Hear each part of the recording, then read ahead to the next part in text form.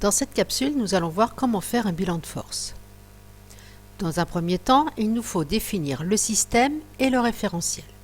Prenons par exemple un skieur tiré par une perche.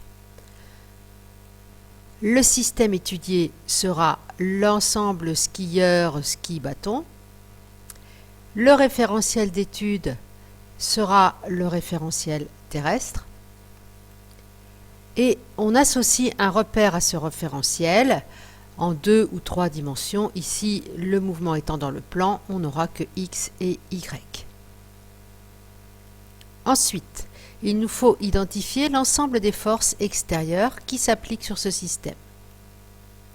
Alors, il existe différents types de forces, les forces de contact, comme les forces de frottement, la réaction du support, force de traction, force de poussée, etc.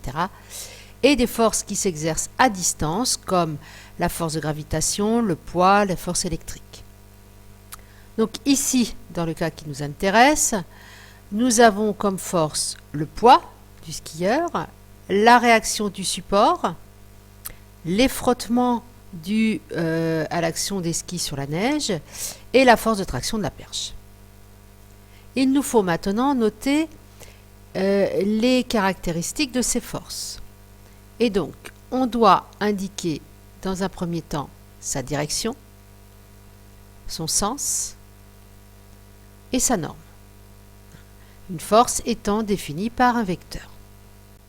Reprenons donc notre exemple, donc le skieur. Nous avons première force le poids qui aura une direction verticale, son sens toujours dirigé vers le centre de la Terre et sa valeur sera P égale à la masse fois la constante de pesanteur, ce qui nous donne en représentation de cette force un poids comme ceci.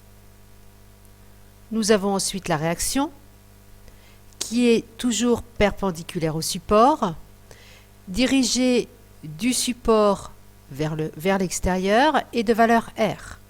Son point d'application est le contact entre le système et le support, ce qui nous donne la force R.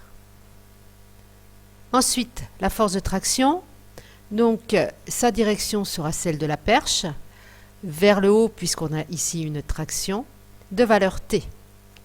Le point d'application sera le point de contact entre la perche et le skieur.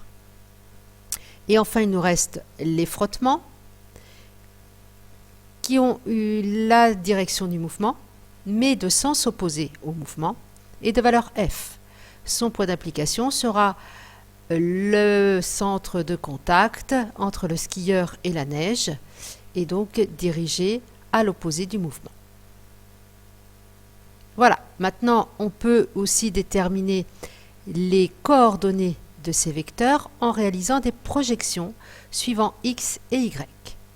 Si on prend le poids par exemple, la projection de la coordonnée suivant X du poids nous donne moins P sinus alpha et suivant Y, moins P cos alpha.